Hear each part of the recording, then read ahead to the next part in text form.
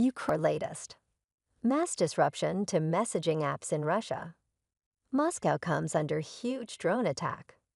Moscow has come under one of the largest attacks by Ukrainian drones yet, with Russia saying it destroyed 45 Ukrainian drones overnight.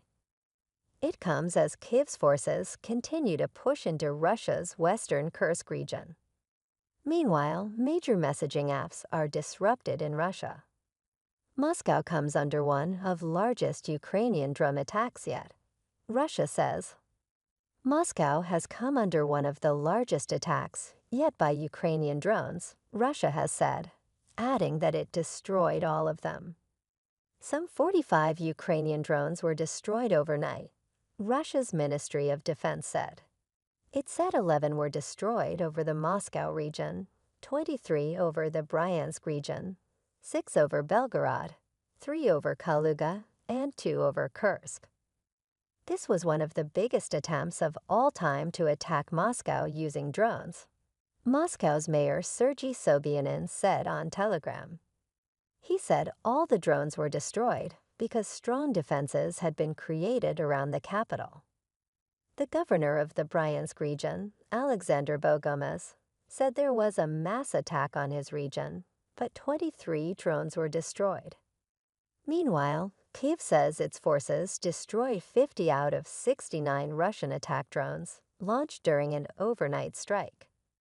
The Air Force said another 16 drones were likely downed by electronic warfare during the attack, which also included 2 ballistic missiles and 1 cruise missile, saying it shot down only the latter.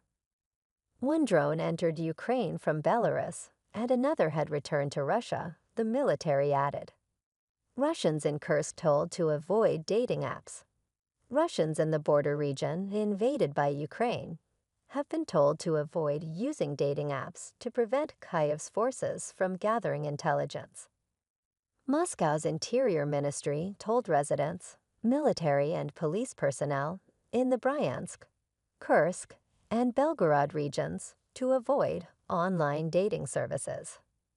The enemy actively uses such resources for information gathering, it said on Telegram. Ukrainian forces are continuing to push into Russia's western Kursk region in an offensive that began 2 weeks ago. Kyiv votes to join International Criminal Court.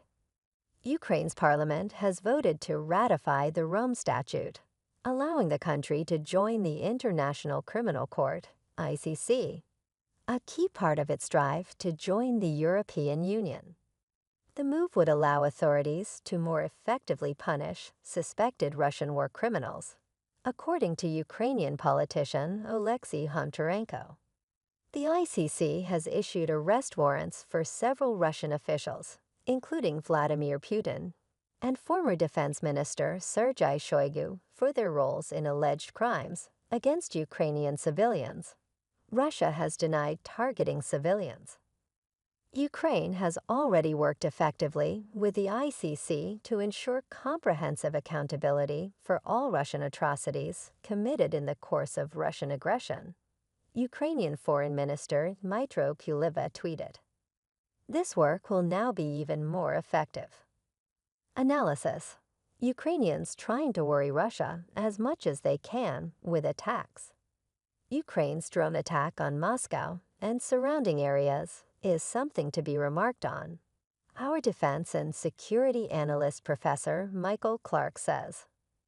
Kyiv is launching drones in lots of places, and there is a fire at a refinery fire in Rostov targeted by Ukraine, which is still going on after 4 days, he says. The Ukrainians are trying to worry the Russians as much as they can across the whole border to make the most of what they're doing in Kursk, says Prof. Clark. From the Ukrainian point of view, they had the effect in Moscow of closing the airports for a while. And that brings home to the Russian people that this is war and you can't insulate yourself from this. And that's the message that the Ukrainians are trying to send out. They know most of these drones won't get through, but if 1 or 2 get through, they score the point. And they inconvenience ordinary Russians in Moscow who pretend this isn't really happening. Asked how Russia is responding to Ukraine's invasion of its territory, Prof. Clark said Moscow's forces are still at sixes and sevens over what is happening in the Kursk region in this incursion. He explains, they don't seem to have been able to sort out exactly who is in charge. Prof. Clark says there are 3 different forces on the ground in Kursk, and adds this is one of the reasons why they're not doing very well. He says, so it's apparent that 16 days after this incursion began, the Russians are still struggling to create a coherent response. It's partly because Putin operates a sort of medieval court in the Kremlin, and when it's struck with a crisis like this, people just vie with each other to be closer to the king. Russia claims to take Ukrainian village. Moscow's forces have taken control of the Ukrainian settlement of Zhelen in the Pokrovsk district of the country's eastern Donetsk region, Russia's defense ministry has claimed.